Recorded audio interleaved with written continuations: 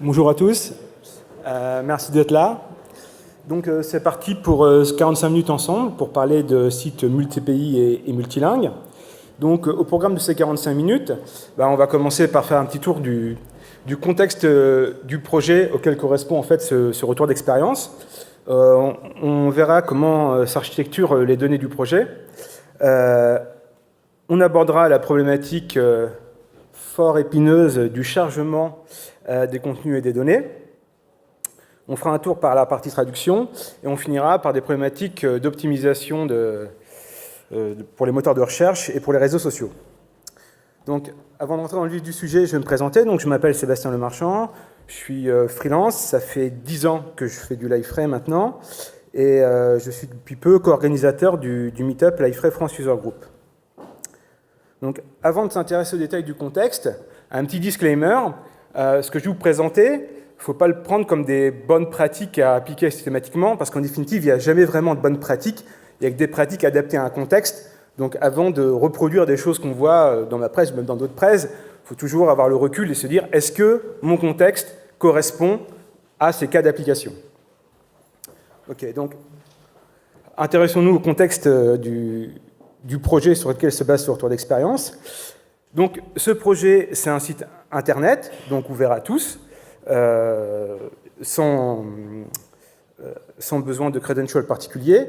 Il y a quand même un mode connecté, mais l'inscription est libre. C'est un site internet qui a été réalisé pour un acteur majeur de l'agroalimentaire. Ça cible les consommateurs. Donc c'est un site, on va dire, à vocation marketing.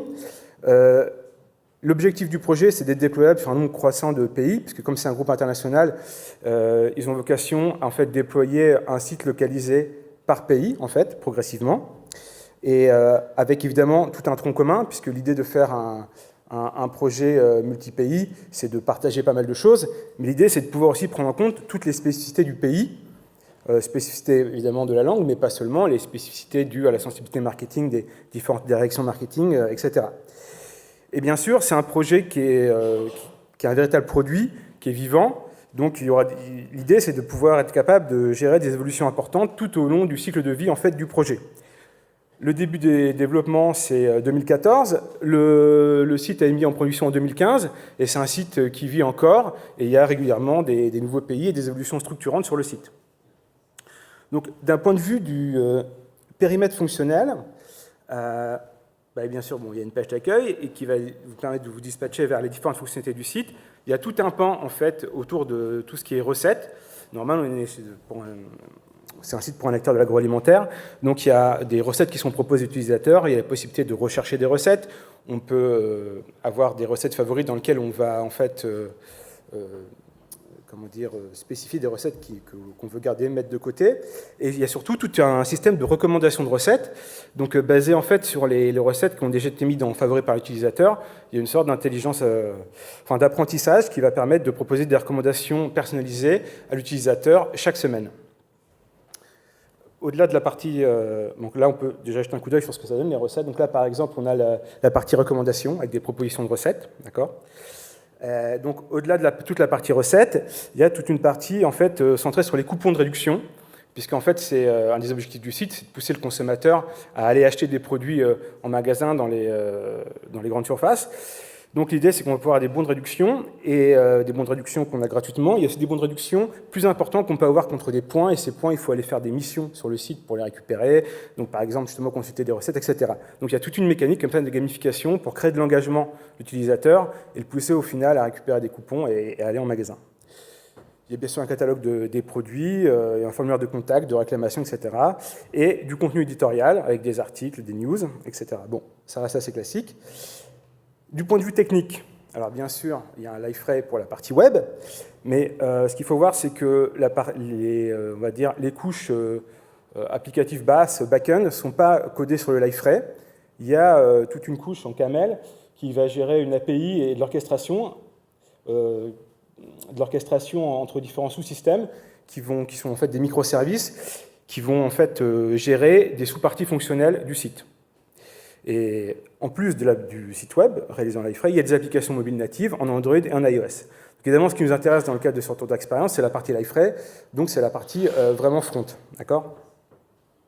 Donc, d'un point de vue de l'organisation du projet, le projet il est réalisé et développé par une agence digitale pour laquelle j'ai travaillé pendant la durée de ce projet, et avec une équipe de développement. Il y a une direction de marketing centrale qui est à l'origine de l'initiative du projet, et pour chacun des pays sur lesquels le site est déployé, en fait, il y a une direction marketing locale dans laquelle il va y avoir aussi des décideurs qui vont pouvoir décider justement des spécificités du site et des équipes de contribution pour tout ce qui est contenu un peu éditorial.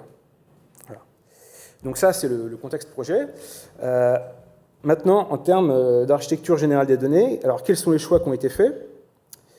Donc, ce qu'il faut voir, ce qu'on a comme contrainte, c'est de fortes variations d'un pays à l'autre, comme j'ai déjà dit précédemment, d'un site pays à un autre, même si on a une structure, une arborescence qui est largement partagée, il y a quand même des pages qui vont être en moins sur certains sites, sur certains pays, et des pages en plus sur d'autres pays. Donc il y a déjà cette différenciation, cette variation à gérer. De la même manière, l'organisation des pages peut être un peu différente, parce que, comme vous le savez, en fait, en Liferay 6 et 7, enfin, en tout cas toutes les versions avant la 7.1, l'arborescence des pages dans le back-office, ça va déterminer en fait la manière dont s'affichaient les menus de navigation pour l'utilisateur final. Bon, en Liferay 7.1, ça va changer, on va pouvoir faire des menus de navigation qui sont complètement décorrélés de l'arborescence des pages telle qu'elle est définie dans le back-office, mais sur les versions antérieures de Liferay, du coup, on est contraint par ça. Donc, du coup, pour avoir des menus dans lesquels les pages sont organisées différemment d'un pays à l'autre, on a besoin d'organiser aussi les pages dans une arborescence différente au niveau du back-office. Okay.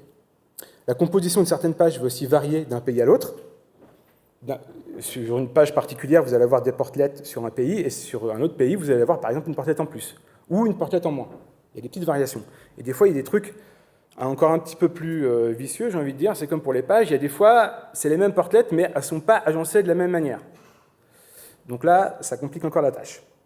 Et bien sûr, il y a une notion de privilège accordée par pays. Il y a un cloisonnement des droits entre tous les pays, puisqu'on l'a vu, il y a des équipes locales de contribution, il y en a une pour chaque pays. Donc là, on a l'exemple Japon, Canada, France.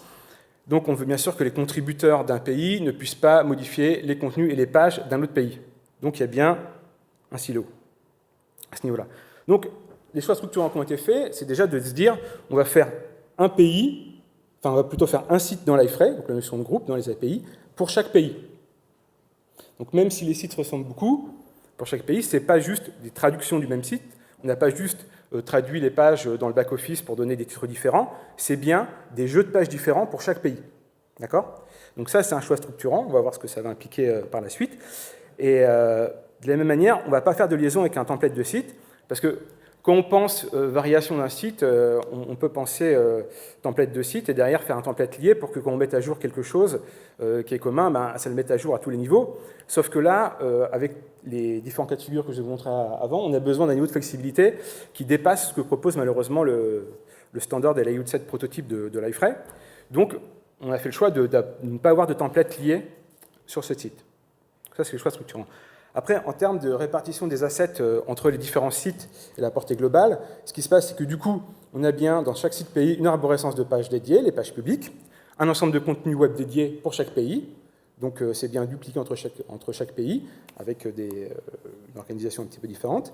Par contre, on utilise quand même la portée globale, le site global, dans lequel on va mettre les structures de contenu web et les templates de contenu web, qui sont, eux, partagés. D'accord ? Alors, un besoin qu'on a eu sur ce projet-là, assez récurrent, c'est une manière d'identifier de manière fiable et, on va dire, universelle les pages. Pourquoi? Parce qu'en fait, sur ce site, au-delà des contenus, il y a beaucoup de portlets custom.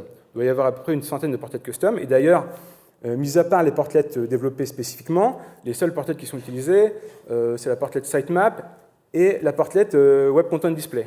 Tout le reste, c'est que du custom. D'accord? Du custom quand même qui s'appuie sur les API Liferay, etc. Mais ce n'est pas des portlets out of the box. Et dans ces portlets, on a beaucoup, en fait, de redirection. Parce que vous avez vu, il y a pas mal de fonctionnalités. Et en fait, c'est un site donc à vocation marketing où on va tout le temps pousser des call to action en fait, à l'utilisateur. On va lui dire, là, vous êtes sur les points, après, vous pouvez utiliser vos points pour lâcher des coupons, etc. Et tout. Donc, il y a toujours plein de renvois vers d'autres parties du site. Donc on pourrait identifier de manière unique la page des coupons, la page des missions, etc. De la même manière, quand vous êtes en mode anonyme, déconnecté, on vous laisse faire un certain nombre d'actions. Au dernier moment, on vous dit « Ah, maintenant, il faut vous connecter ». Et donc, on vous renvoie vers une page d'inscription et de login, sauf que les pages d'inscription et de login, c'est des landings marketing bien ficelés, avec tout un argumentaire et des visuels qui vont bien. Et il y en a plusieurs, une petite dizaine. Donc, en fonction des cas, on vous renvoie vers tel ou tel landing d'inscription. Donc, ces landings, il faut pouvoir les identifier et trouver la bonne URL pour faire la redirection depuis la portlet custom. Donc, la question, c'est comment j'identifie de manière unique mon layout, quel que soit le pays, parce que notre portlet custom est donc à s'utiliser par tous les pays, et aussi quel que soit l'environnement. Parce qu'il faut que cette mécanique elle marche bien du poste de dev jusqu'à la prod, en passant par la pré-prod et la recette. Donc, qu'est-ce qu'on peut faire? Alors, on pourrait imaginer utiliser le layout ID, mais ça, c'est pas bon, parce que le layout ID, dans l'environnement à l'autre, il varie, donc c'est pas bon. Le PAL ID, c'est la même chose. L'UID, même combat. Frein de l'URL, on a l'impression qu'on se rapproche de quelque chose, sauf que non, pas vraiment, parce que d'un pays à l'autre, c'est pas la même. Alors on pourrait se dire qu'on a une langue un petit peu fictive qui nous servirait à avoir une frein de l'URL un peu symbolique pour faire la recherche via cette frein de l'URL. Mais bon, c'est un petit peu du bricolage et même pas terrible. Donc la solution qui paraît la plus saine, en fait, c'est d'utiliser un custom field. Donc, en fait, nous, on a rajouté un custom field qu'on a appelé PatchKey dans ce projet, d'accord, qui est en fait une sorte de clé métier pour la page. Et donc, du coup, quel que soit l'environnement, quel que soit le pays, une même page, par exemple la page coupon, elle a la PatchKey coupon. Voilà. Donc, à partir du moment où on a créé nos pages avec cette PatchKey-là, pour la retrouver, on fait une recherche de la page via ce custom field, on récupère la page, et une fois qu'on a la page, le layout, on va pouvoir retrouver l'URL et faire la redirection ou insérer le lien. Alors, la problématique du custom field, enfin de la recherche via un custom field, c'est que par défaut, ce que propose l'iFrame pour faire une recherche sur un custom field, c'est en fait une recherche dans l'index. L'index Lucene avant, ou Solaire, et maintenant Elasticsearch. Vous avez vu, on peut faire plein de choses super avec Elasticsearch, mais bon, c'est quand même pas, comme on l'a dit, comme c'était tout à l'heure, une base NoSQL, et l'idée, c'est de ne pas forcément avoir de clés métiers qui rentrent dans un processus applicatif. En tout cas, un workflow applicatif, le baser à un moment sur le moteur de recherche, c'est pas forcément top, parce que, idéalement, le moteur de recherche, s'il y a un problème d'indexation ou quelque chose comme ça, un problème de fiabilité, à la limite, tout ce qui est recherche classique, que ça ne marche pas, pourquoi pas, mais c'est dommage de casser des workflows applicatifs juste parce qu'il y a un problème d'indexation, par exemple, sur Elasticsearch. Donc, moi, ce que je recommande quand on fait des recherches sur un custom field, c'est de plutôt pas passer justement par Elasticsearch, mais de passer par la base de données. Sauf que malheureusement, il n'y a pas nativement dans l'iFrame des API bien foutus avec du cache pour faire ça sur des custom fields. Du coup, si vous faites une dynamic queries, derrière, il faut gérer son cache soi-même. Donc c'est ça auquel il faut être attentif, sachant que c'est quand même pas si compliqué à faire, mais il y a un petit travail à faire, quoi. Donc et même si ça paraît plus simple parce que c'est, j'ai envie de dire, gratuit, automatique de faire la recherche dans l'Elasticsearch, je pense qu'il ne faut pas tomber dans ce travers-là, il faut quand même rester sur une recherche via la base de données, et du coup mettre en place le petit cache qui va bien. Voilà. Alors, au-delà des pages qui sont différentes, etc., il y a aussi des comportements différents au sein des portlets custom. C'est pour ça qu'on a des feature flags, parce que du coup, il y a certaines fonctionnalités au sein des portlets qui sont activées et désactivées. Alors, dans le cadre de ce projet, comme on avait derrière un back-end et qu'il y a plein de fonctionnalités qui sont partagées aussi avec les applications mobiles, c'est l'API REST qui nous renvoie les features qui sont activées et désactivées, on se base là-dessus. Par contre, à la marge, il y a certaines fonctionnalités qui étaient vraiment liées qu'au site web, qui ont été gérées sous forme de flags, de custom field de type booléen. Voilà. Et ces flags, donc, du coup, sont exploités par nos portlets custom. Donc, là, on arrive à la partie épineuse, le chargement des données. Parce qu'en fait, du coup, on a plein de pays, on a des gens qui contribuent des contenus dans l'équipe contributeur de la direction de marketing locale. Donc ça, c'est des contenus type news, des articles, etc. Donc ça, à la limite, ça ne pose pas trop de problèmes, parce que c'est du contenu qui alors, dans notre cas, c'était contribué directement sur l'instance de production, en mode brouillon, etc. Et après, il y a une validation. Mais de toute manière, la responsabilité, elle est entièrement du côté des contributeurs, et ils utilisent l'interface graphique, le back-office, il n'y a pas trop de soucis. Après, là où c'est plus épineux, c'est pour les contenus que je qualifierais de contenus, donc pas éditoriaux, mais contenus applicatifs. Donc c'est des contenus qui sont initiés par les équipes de dev, qui ont vocation à être chargés par les équipes de dev, qui vont rentrer en compte par exemple dans un processus applicatif, qui vont être intégrés, ils vont être affichés au sein d'une portée custom, ou qui vont être sur des pages récurrentes, et j'ai envie de dire, c'est pas du contenu éditorial, par exemple les landings d'inscription, des choses comme ça. Donc là, la question se pose de comment est-ce qu'on va les charger, puisque c'est du coup c'est réalisé par les équipes de dev, c'est pas du coup directement contribué sur la prod, d'autant plus que ça a vocation à être testé en amont d'abord sur les environnements d'intégration, de qualif, de pré-prod, etc. Donc il faut les faire passer d'environnement en environnement. Et au-delà des contenus pure web content, bon, il y a aussi la définition des pages, et puis aussi tout ce qui est définition des structures de web content et des templates, et ça aussi on veut le pousser d'environnement en environnement. Et c'est un truc qui est sous responsabilité en fait des équipes de dev. À ceci près que pour la partie web content, même si c'est sous responsabilité des équipes de dev, après une fois ces web content en production, les contributeurs peuvent, s'ils le veulent, les modifier. Même si en pratique, ils font peu de modifications peu fréquemment, ce n'est pas comme les contenus éditoriaux, mais il y a quand même des modifications. Donc il y a cette notion de, on ne veut pas non plus avoir un truc super violent qui écrase tout systématiquement. Donc il faut faire des différenciations, donc c'est vraiment pas évident. Donc, du coup, on a plein de problématiques à gérer pour le chargement de ces contenus applicatifs. Parce que du coup, on veut que ça marche sur tous les environnements. En plus, comme on considère que ça fait partie des, on va dire, des assets de développement, donc nous, on veut tracer ça dans le gestionnaire de sources, sous Git. On veut voir ce qu'on fait, avoir l'historique, etc. Donc ça, c'est pas évident. Après, il y a cette problématique du cycle des releases, parce qu'en fait, c'est pas juste on prépare le projet, on le déploie et après on n'y touche plus. C'est qu'il y a des releases régulièrement et potentiellement il y a des contenus qui peuvent avoir changé, des nouveaux contenus, des contenus qu'il faut supprimer, etc. Donc il y a toute cette problématique du cycle de vie des contenus. Alors quand je dis contenu, c'est au sens large, hein. C'est aussi les pages, les templates, les structures, etc. Donc cette problématique du cycle de vie des contenus à travers le cycle de vie de l'application et des releases, c'est pas évident. Il y a évidemment toutes ces variations entre les pays qu'on a vues, qui viennent s'ajouter en plus, donc c'est encore un empilement de difficultés supplémentaires. Il y a la coexistence avec les contenus éditoriaux.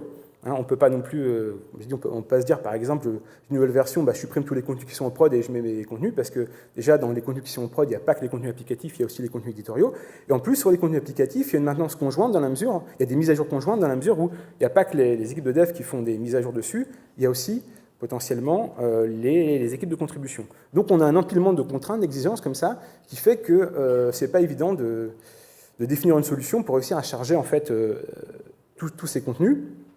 Donc on s'est posé des questions, on s'est dit, le staging, le cas du remote staging, non, pas vraiment. Le staging, c'est plus adapté pour justement du contenu éditorial, mais ces contenus qui sont initiés par les équipes de développement, c'est évidemment pas adapté, puisque le staging, c'est en local sur le même serveur ou d'un serveur à un autre, mais c'est pas multi-environnement, il n'y a pas de possibilité de mettre ce qui a été contribué sur Git, etc. Donc ça, on laisse tomber. Hop. Alors l'utilisation des fameux LAR, Live Archive, on peut se dire, déjà, là, c'est une archive, c'est pas un environnement, on peut faire passer d'un environnement à un autre. Et alors là, ça va pas trop le faire non plus, parce qu'en définitive, le problème, c'est qu'on ne peut pas le mettre sous Git, le LAR. Enfin, on peut, mais bon, c'est pas terrible, parce que du coup, forcément, on ne peut pas historiser, et surtout, quand vous voulez modifier un LAR, c'est tout ou rien. Vous ne pouvez pas dire je vais modifier un petit bout de quelque chose dans un LAR, il était comme éditeur de texte. Ce qu'il faut, c'est le recharger sur un livefray, faire les modifs, et après le réexporter. Donc c'est un petit peu fastidieux.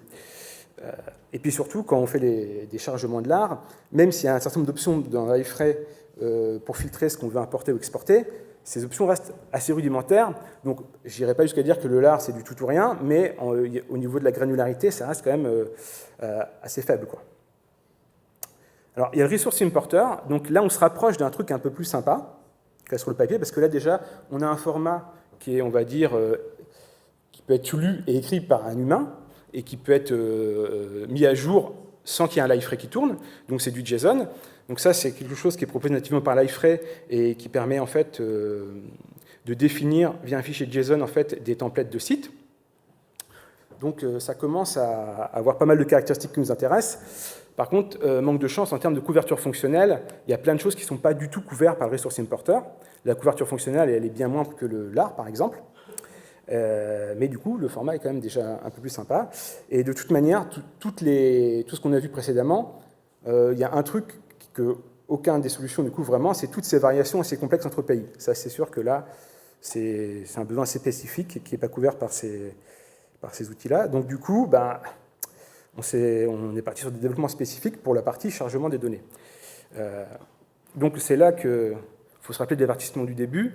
Ce n'est pas forcément appliqué pour tout le monde, parce que je vous rappelle que là, on a des problématiques un peu spécifiques, notamment tout ce qui est variation par pays, et avec des importantes variations, et ça, ce n'est pas le cas de tous les projets. Donc, en gros, le message, avant d'aller plus loin, c'est, sur un projet Liferay, ne développez pas systématiquement un module de chargement de données. Il y a plein de projets sur lesquels on peut s'en sortir, avec les LAR, avec les ressources importeurs, etc. Après, quand on a des problématiques vraiment complexes, on est obligé de passer à autre chose et mettre les mains dans le cambouis. Donc, du coup, on a réalisé un custom data loader, donc un module de chargement de données en fait développé en spécifique. Donc, le principe, c'est qu'on utilise le point d'extension application startup event, et à chaque fois en fait que le module ou l'application est démarrée, il y a le système de chargement va se lancer. Donc, c'est un petit peu intelligent parce qu'il va regarder s'il y a déjà des choses qui sont chargées ou pas. Donc, après, il y a toute une politique pour recharger ou pas les contenus qui sont dedans. Ce qu'on fait, c'est qu'on utilise les API standards de Liferay pour gérer, du coup, les ensembles de pages, les layouts, les web contents, etc. Donc, dedans, en fait, c'est juste du Java. Évidemment, on n'utilise pas de brut les API de Liferay. On a fait une petite surcouche parce qu'effectivement, les API de Liferay, pour créer des pages, etc., c'est des méthodes avec 10, 15 paramètres, etc. C'est pas toujours super facile. Donc, nous, on a des hypothèses de notre contexte qui font qu'on peut simplifier les choses, et on a des petites méthodes plus sympas. Donc, pour construire le site, on fait des appels, on dit on ajoute une page qui se raccroche à telle autre page, etc. Et tout. Donc, bon, pour faire hype, je pourrais dire qu'on a fait un espèce de DSL pour créer des pages, mais bon c'est juste des appels d'API en définitive. Voilà. Donc, les sites sont décrits en Java. Mais chaque site n'est pas décrit complètement en Java, heureusement. Ce qui se passe, c'est qu'en fait, on a un default site builder, en fait, dans lequel on va définir l'arborescence, on va dire, la plus complète possible d'un site. On a des fichiers de configuration de feature flags, qui ne sont pas les mêmes feature flags que ce qu'on a vu précédemment. Ce n'est pas des feature flags qui sont lus dynamiquement pendant la navigation utilisateur. C'est des feature flags par pays qui vont définir qu'est-ce qu'on veut créer, par exemple, qu'est-ce qu'on veut gérer comme feature. Par exemple, si on a une feature flag coupon qui est à false, et bien typiquement, on ne va pas créer la page coupon. Du coup, l'endroit où on définit comment on crée la page coupon, c'est un seul endroit, c'est dans le default site builder. Mais par contre, en fonction du site qui va être créé, le default site builder, il va lire l'un ou l'autre en fait, des fichiers de configuration qui va lui indiquer comment il va aller construire l'arborescence de page. D'accord ? Pareil, du coup, même s'il s'est défini de manière unique en fait, l'arborescence de page, en fonction des pays, il est libellé, et certaines propriétés des pages vont être différentes. Donc, il y a un fichier, donc la pages, là, dans lequel il y a les libellés, le titre, le nom de la page, etc., et éventuellement un certain nombre de flags. Et il y a aussi un ensemble de web content, une sorte de fichier XML, pour tous les pays. Alors, vous allez me dire, du coup, à quoi servent en fait les autres builders spécifiques à chaque pays qui vont hériter du default site builder? En fait, c'est pour des cas très spécifiques où ce n'est pas juste une histoire de feature et où c'est une spécificité qui n'est pas commune à plusieurs pays et où c'est vraiment une spécificité unique qui concerne un seul pays. Dans ce cas-là, en fait, on surcharge en fait, le default site builder. Et comme la création du site, elle est découpée en plein de méthodes, en fait, il y a une méthode pour un certain menu, une méthode qui va servir à créer une certaine sous-arborescence, etc. Dans les classes enfants, on va pouvoir surcharger n'importe quelle méthode pour juste réécrire une partie de la construction du site en Java. Donc voilà l'architecture générale. Alors là, ça n'apparaît pas sur le schéma, mais bien sûr, il y a aussi tout ce qui est chargement des structures et des templates de web content. Donc ça, c'est dans la portée globale. Donc c'est chargé qu'une seule fois, c'est pas chargé par site. Hein. C'est dans la portée globale, tout ce qui est structure de web content et template de web content. Alors après, il y a aussi une politique d'écrasement des données qui est mise en place. Alors déjà, pour savoir si une page existe déjà ou pas, comment on fait? Là, on retrouve notre bonne vieille page key qui nous servait déjà à faire des directions tout à l'heure. Donc si pour chaque page, en fait, elle est identifiée par sa page key. Donc si sur le site, il y a déjà une page qui a cette page key-là, on ne va pas l'écraser. D'accord ? On va conserver ses propriétés. Et pour les web contents, qui sont des web contents, donc du coup plutôt applicatifs, on a une politique un peu spécifique. Ce qui se passe, c'est que quand on crée un web content, s'il est déjà sur le site et qu'il est en 1.0, ça veut dire que côté équipe de contribution, ils n'ont jamais modifié. Donc si nous, on a une version plus récente et différente dans notre module de building, de génération du site, on va l'écraser. Mais on ne va pas incrémenter sa version, ça va rester en 1.0. En gros, tant que c'est un web content qui a été injecté via le loader spécifique, on reste en 1.0, et s'il y a des nouvelles versions, mais réalisées par les développeurs, qui sont historisées sur Git, au niveau du site web, on reste en 1.0. Et dès qu'un contributeur, du coup, manuellement, depuis le back-office, a fait une modification, donc la version est forcément incrémentée, et du coup, là, le loader, il voit que c'est plus à 1.0, donc il n'y touche plus, et il n'écrase pas des modifications qui ont été faites manuellement. Voilà. C'est ça l'idée de base. Donc après, là, je vous fais les grandes lignes, mais vous imaginez bien qu'il y a plein de cas différents, puis bon, il y a plein de... Bon. On a eu beaucoup de cas à gérer, mais ça, c'est les grandes idées, quoi. Pour avoir justement un système de chargement de données qui correspondait exactement à notre workflow de travail avec les équipes à la fois de dev et de contribution. Alors, maintenant, partie traduction en elle-même. Parce que là, on a vu comment c'est structuré le multi-pays, mais du coup, dans chaque pays, il y a au moins une langue différente, une locale différente, voire plusieurs. Typiquement, par exemple, la France et le Japon, il n'y a qu'une seule langue. Pour le Canada, il y en a deux, le français et l'anglais. Mais à noter d'ailleurs que le français, les traductions en français du site canadien, ce n'est pas les mêmes traductions que les traductions françaises du site français. Vous allez me dire normal, parce que le canadien, c'est pas vraiment du français, il utilise moins d'anglicisme, tout ça, mais pas que. C'est aussi en fait parce qu'il y a des différences de sensibilité et de direction marketing. Donc c'est pas que juste vraiment une question de localisation au sens langue culture, c'est aussi parce que d'un pays à l'autre, potentiellement, les directions marketing, ils peuvent avoir envie d'orienter leur discours différemment, d'avoir un ton différent, etc. Donc c'est pas qu'une notion de traduction au sens propre du thème, c'est vraiment une localisation liée à la direction marketing d'un pays donné. Donc pour gérer les libellés qui sont dans tous nos portraits custom, du coup, on a des fichiers language properties, donc c'est assez classique. Je pense que vous avez tous fait ça sur vos projets. D'ailleurs, même si ce n'est pas des projets multilingues, c'est quand même bien d'externaliser les libellés. Ça évite d'aller modifier les JSP qu'on veut changer un libellé. Je dis ça, je dis rien, mais... Et donc après, dans ces fichiers, du coup, vous allez bien sûr définir les libellés avec la clé égale la valeur. Alors, juste une petite parenthèse là-dessus. Ce que je conseille personnellement, c'est ce qu'on a fait sur le projet, c'est pour les clés, ne pas utiliser la traduction anglaise du libellé. Parce qu'en fait, ce qui est fait dans l'iFrame, par exemple, typiquement, ce qui va correspondre à la clé, c'est la version normalisée, en fait, du message en anglais. Sauf que dans la vraie vie d'un site marketing comme ça, entre le message de départ et le message d'arrivée, des fois, ça change, parce qu'il évolue. Et donc, du coup, la clé, le nom de la clé et le nom du message ne veut plus trop rien dire, quoi. Donc c'est un peu perturbant. Donc par exemple, j'ai un message. En plus, alors il y a ça, et puis un autre problème, c'est qu'il peut y avoir des homonymes d'un pays à l'autre. En anglais, il y a deux choses qui peuvent se dire de la même manière, mais dans une autre langue, en fait, c'est deux mots différents. Donc si vous prenez comme clé le mot en anglais, vous êtes un peu coincé là. Comment vous différenciez d'une langue à l'autre? C'est un peu embêtant. Et voilà. Et puis en plus, il y a cette histoire de sensibilité différente dans chaque pays où ils vont vouloir mettre peut-être un texte différent, etc. Donc typiquement là. Le texte, vous avez X points, ça peut devenir solde de vos points, 2 points, le nombre de points. Donc du coup, si on met le libellé en anglais comme clé, ça n'a plus trop de sens. Faut mieux...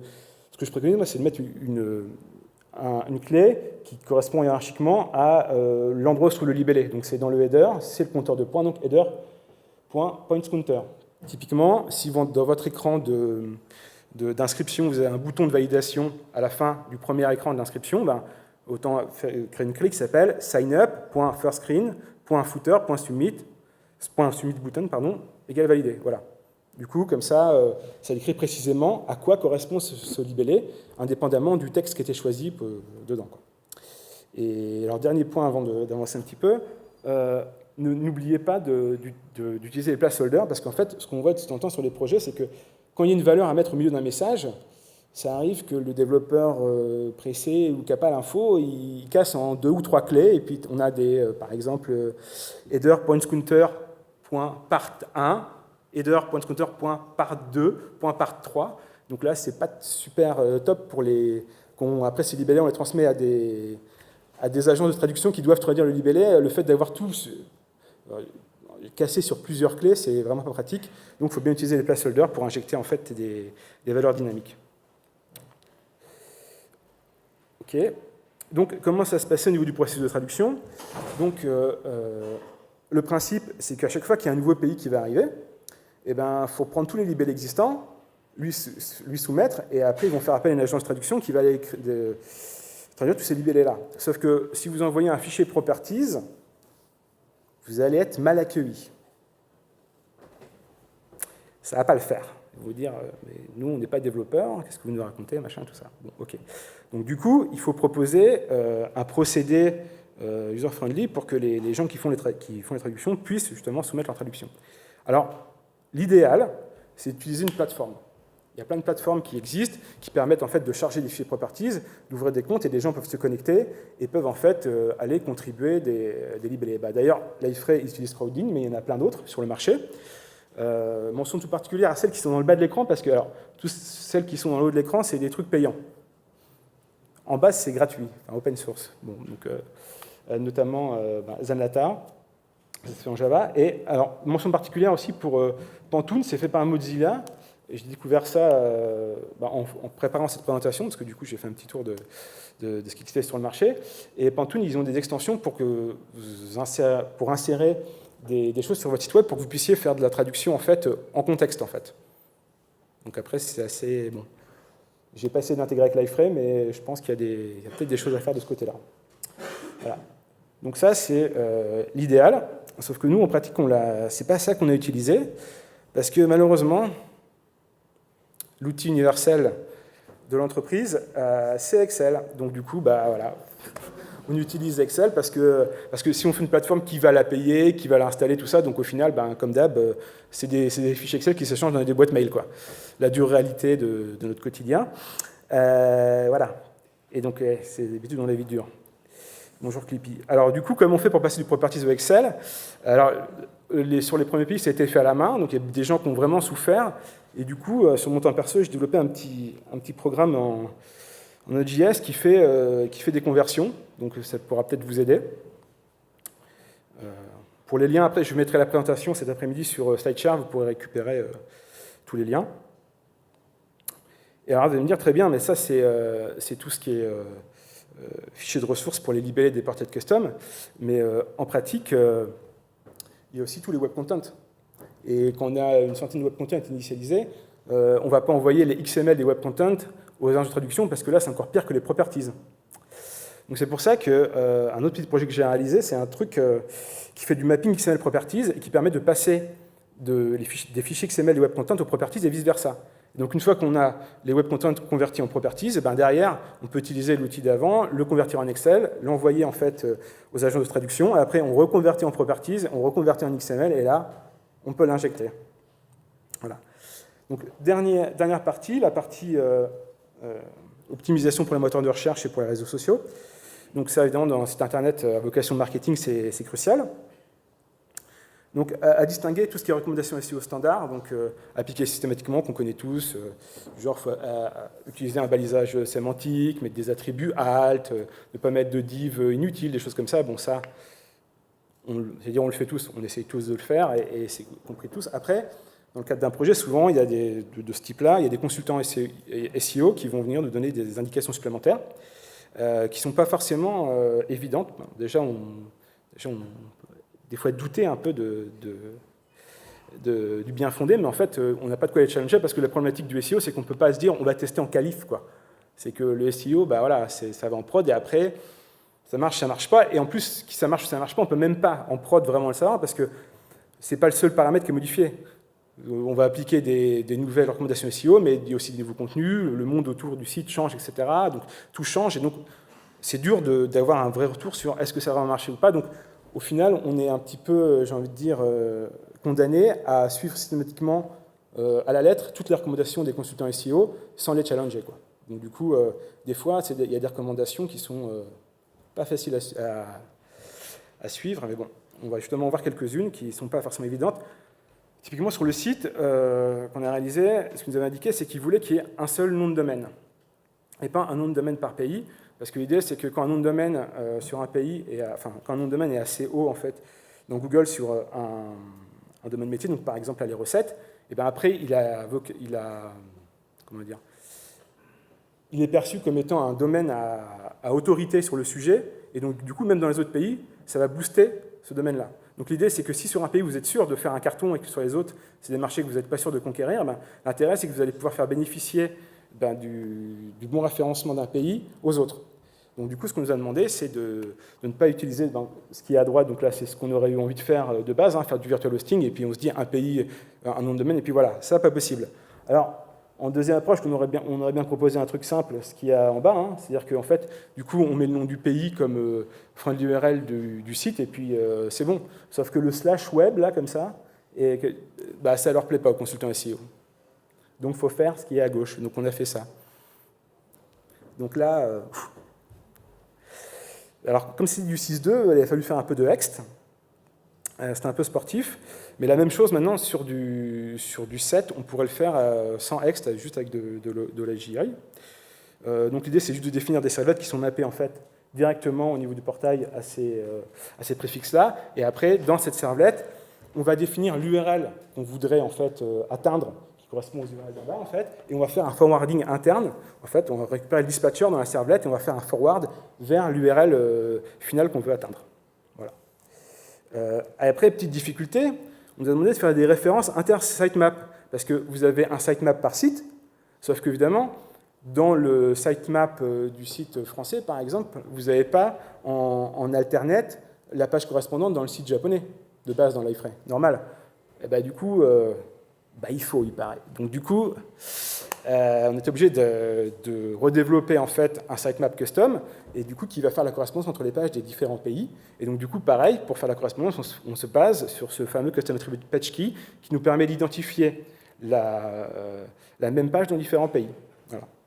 Donc là, pareil, c'est aussi une servlette spécifique, et pour le développer, on s'inspire de ce qui est fait nativement dans l'iFrame pour leur génération de sitemap, sauf que là, c'est quelque chose d'un petit peu plus customisé avec des références cross-site. Dernier point, sur la partie optimisation pour le référencement, pour tout ce qui est partage, alors pour ce qui est référencement, mais aussi pour ce qui est partage sur les réseaux sociaux, c'est important d'implémenter en fait toutes les métadonnées Open Graph, d'accord. Donc typiquement, ces métadonnées-là, on va les rajouter dans le thème. À noter qu'il y a certaines métadonnées, en fait, on a déjà l'info au niveau des données de l'iFrame, donc il n'y a pas de souci, mais par exemple, l'image de partage pour une page, où est-ce qu'on va aller la chercher? Du coup, ce qui se passe, c'est qu'on a rajouté un custom field dédié au niveau des pages l'iFrame, donc une expando column, et dans cette expando column, on va stocker l'URL de l'image qui doit être utilisée pour les partages de réseaux sociaux, d'accord, ce qui correspond à la métadonnée Open Graph au jet de point image.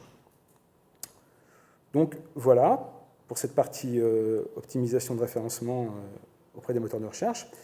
Donc juste pour conclure sur tout ce qu'on a vu, l'idée c'est que la démarche qui a été adoptée dans ce projet, c'est la démarche qu'on adopte en général quand on fait un projet à l'iFrame, c'est essayer d'identifier en amont au mieux les exigences pour vraiment savoir ce qu'on doit faire avec précision, pour mieux aborder, ça c'est la première étape, pour mieux aborder l'étape 2 et 3. Après, évaluer dans l'iFrame les fonctionnalités standards qui pourraient répondre, essayer de voir dans quelle mesure ça répond partiellement ou pas du tout, etc. Et après, pour ce qui ne peut pas être fait uniquement par configuration dans l'iFrame, à chaque fois, on se lance dans un développement spécifique. Sachant que l'iFrame nous aide bien parce qu'il y a quand même pas mal de points d'extension, donc ça se fait bien. Donc, alors merci d'avoir été attentif. Et c'est le moment où c'est vous qui parlez. Donc déjà, vous allez me poser des questions, mais surtout, et c'est peut-être encore plus important, je suis sûr que ces problématiques-là, vous les avez rencontrées, vous avez rencontré des problématiques un peu similaires, et je suis sûr que vous avez plein de choses à nous faire partager, là, vite fait. Genre peut-être un outil magique ou un flag que personne connaît qui résout tout, enfin je sais pas, mais... Voilà, donc... Alors, il y a deux manières de faire. Soit tu mets un modèle listener, et en fait, quand il y a une modification sur le custom field, et en fait, tu vides le cache. Et une autre approche, comme c'est une clé, ce qui se passe, c'est que du coup, c'est unique, il n'y a qu'une page qui a cette valeur-là. Donc, quand ton cache te renvoie une page, avant de prendre ça pour argent comptant, tu vérifies est-ce que sur cette page-là, c'est bien cette valeur-là. Si c'est bon, on laisse en cache. Si c'est pas bon, je vide le cache et je refais une recherche. Pardon? À chaque fois qu'on veut récupérer une page. Mais du coup, comme les custom fields, bah, évidemment, on imagine bien, ils ne varient pas souvent, bah, le cache, il y a quasiment jamais de miss, quoi. Il y a quelques miss du cache au début, bah, quand on démarre le serveur, et après, c'est toujours les mêmes pages qui sont demandées, donc c'est toujours des hits sur le cache, et donc du coup, il n'y a pas de pénalité à utiliser un custom field.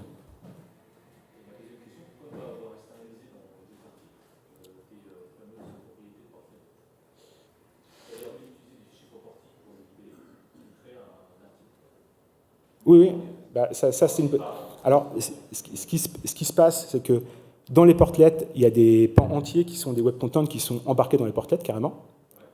Mais en fait, il y a pas mal de libellés, et le fait d'externaliser en fait, tout dans par exemple des web contents, ça a leurs plus inconvénients. Alors, premier inconvénient, en dev, ça coûte plus cher, parce que déjà, on a pas mal de web contents de base, mais du coup, là, quand on a des milliers de libellés, en fait, s'il faut faire des structures et définir des milliers de champs pour des milliers de libellés, ça devient quand même très difficile à gérer, d'une part. Et d'autre part, après, ça veut dire que dans les JSP, quand on va appeler un label, du coup, on ne peut plus passer par les tags standards de Liferay. Du coup, il faut se faire un tag spécifique qui va aller chercher le truc dans le web content, machin et tout.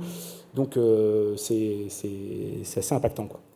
Mais en fait, à partir de Liferay 7, il y a potentiellement un truc pas mal à faire, parce que j'ai un petit peu regardé le code source et j'ai l'impression qu'il y aurait moyen de surcharger dynamiquement les libellés. Donc en fait, je pense que ça, c'était pas possible dans Liferay 6 parce que c'était vraiment trop au cœur du portail, mais tel que c'est foutu dans Liferay 7, je pense qu'il y aurait moyen de créer une portlet qui permettrait de voir tous les libellés et qui permettrait dynamiquement en fait, les changer. Et après, si c'était stocké en base de données, il n'y aurait pas de problème, ce qui permettrait en fait d'avoir zéro impact au niveau des développements, c'est-à-dire que les développeurs développeraient des portlets de manière classique, de manière idiomatique, mais derrière, il y aurait un mécanisme qui permettrait quand même d'éditer dynamiquement les libellés. Ça, a priori, ça devrait être faisable en 7, d'après ce que j'ai regardé. Mais je n'ai pas essayé, donc tant qu'il n'y a pas de code, pas de... Voilà.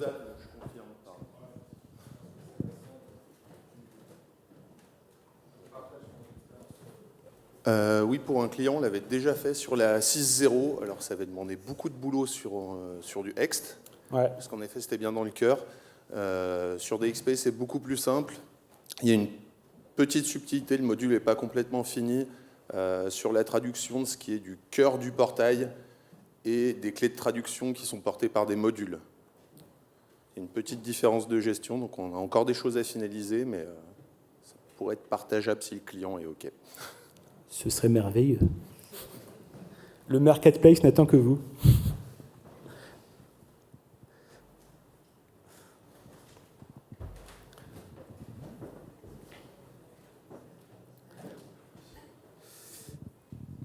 Est-ce que vous pouvez me dire, bonjour. Le nombre de pays ou de langues que vous avez sur ce projet-là?